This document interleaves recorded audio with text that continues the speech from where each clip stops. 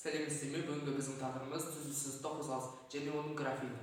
Біз өткен сабақта түзу сызықты қозғалыстарға арналған есептер шығарған болатынбыз. Ал бүгін графигін сіз үйренеміз. Яғни x-тің y-тің s-тің графигін саламыз. Бірінші x-тыдан бастасақ. X-ты дегеніміз бұл координаттан уақытқа тәуелділігі. X-тың формуласы бар. Оның формуласы x нолевой плюс x көбейтілген т. X нолевой дегеніміз бұл дененің басақ орны. Ал vx дегеніміз бұл x-тің жылдамдығы. Ал т уақыт. x-тің мәнде берейік. Мысалы, x нолевойға 2 деген мән берейік, және vx-қа 1 деген мән берейік. Сонда бізде 2 қосу 1 көбейту т болады. Мұнда таблица сызсақ. Мұнда т және мұнда x. x т-ға тәуелді. Т-ға 1 берген кезде x 2 болады. 1 бергенде 3 болады. 2 бергенде 4, 3 бергенде 6 болады. Мұнда графигін сызсақ.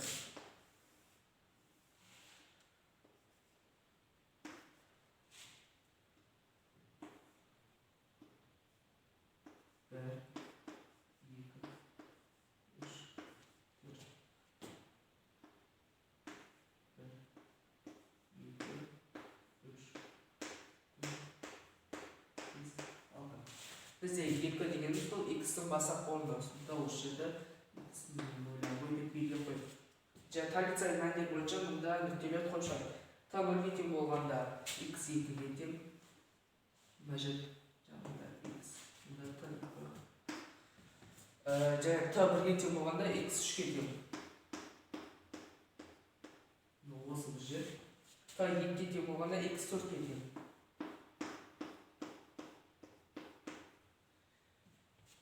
Және мұнда алдымыз 5 болады. Және т 3-ге тең болғанда x 5-ге тең.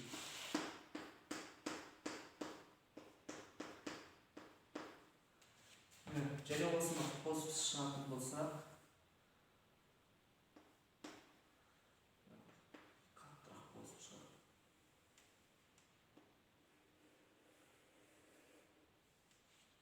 Осындай болды біздің графигіміз. Бұл бізде x-тің 2 плюс 1-тің формуласы. Егер мұнда график мынандай болуы мүмкін, мынандай болуы мүмкін, бұл кезде бізде графиктің шығуы мынандай болады. Егер мұндағы жылдамдық үлкен болатын болса, онда ол былай қарай өсе береді, график былай өсе береді. Ал егер жылдамдығы азайса, керісінше онда графикті жерге қарай ене бастайды. Біз қазір ғана графиктің жалпы графикті салып. Қазір біз 2 дененің қиылысуын салатын боламыз. Мұнда бірінші дененің басақ орны, екінші дененің басақ орны. x01 дегеніміз бұл бірінші дененің басақ орны, x02 екінші дененің басақ орны. Және олардың графиктері мынадай болды делік. Яғни мына бір нүктеде олар қиылысып тұр. Яғни бір-біріне кездесіп тұр. Және мынау x, мына жер т. Осы болады. Және мына бір нүкте бұл т кездесу. Яғни екеуінің кездескен уақыттары. Ал мына жер x кездесу болады. Екеуінің кездескен метрлері. Бұл түсінікті болды деген ойдамын. Және келесі vx қарастырайық. Vx дегеніміз ол жылдамдықтың уақытқа тәуелділігі.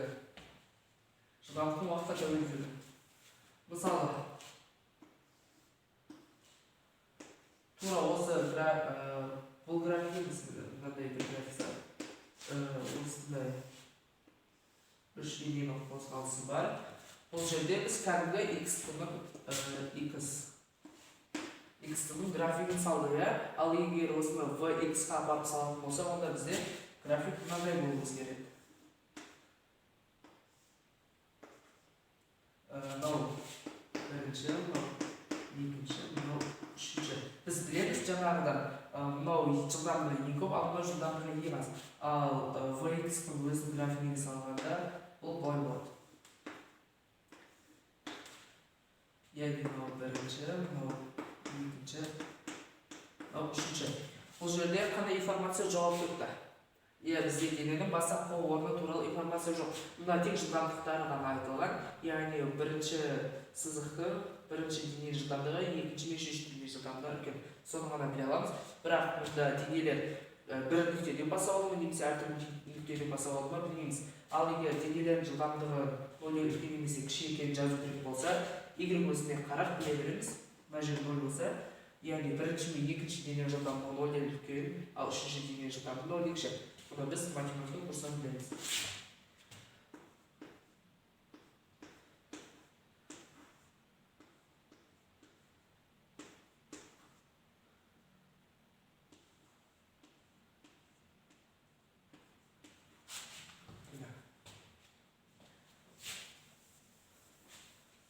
Бұл түсінікті болды деген ойдамын. Ал енді келесі SX-тің графигі.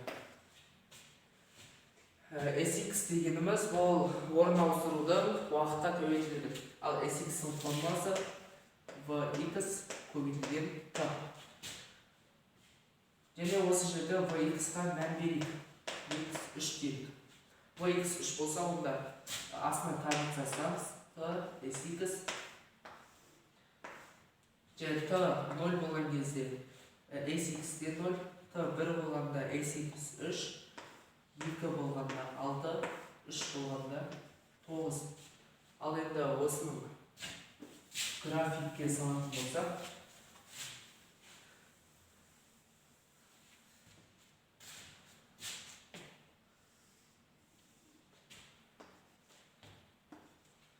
графикке салайық.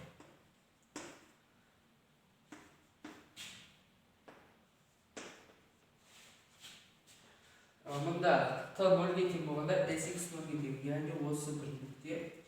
Яғни біз байқағанымызда мұнда да X T-ға ұқсас графигі, бірақ бізде бастапқы нүкте ол 0 болады. Және T 1-ге тең болғанда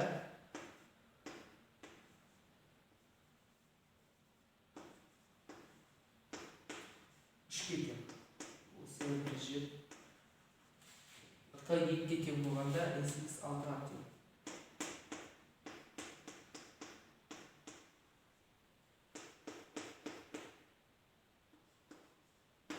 Болған кезде 9-ға тең, яғни осындай болады біздегі. Яғни бізде мұнда X-дан айырмашылығы, мұнда тек бастапқы орны 0 болады. Және T-ға тәуелді. Және терісінен беріп көрейік. Мысалы X-ға -2 деген мән берейік. Сонда T SX 0 болғанда 0, 1 болғанда -2, 2 болғанда -4, 3 болғанда -6. Ал енді графигін сызатын болсақ,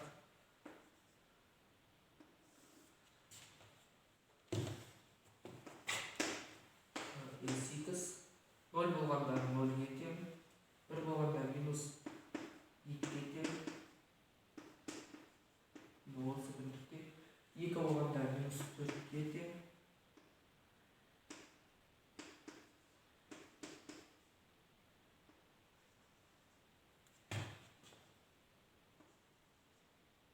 ал -6 болғанда 3-ге тең.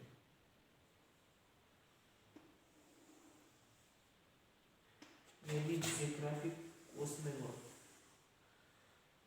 График осындай болады. Мұнда да барлығы жылдамдыққа байланысты. Егер жылдамдық оң сан болса, онда график жоғары қарай бағытталады. Ал егер график жылдамдық теріс болса, онда график төменге қарай бағытталады. Бүгінгі тақырып осымен аяқталды. Барлығы түсінікті деген ойдамын.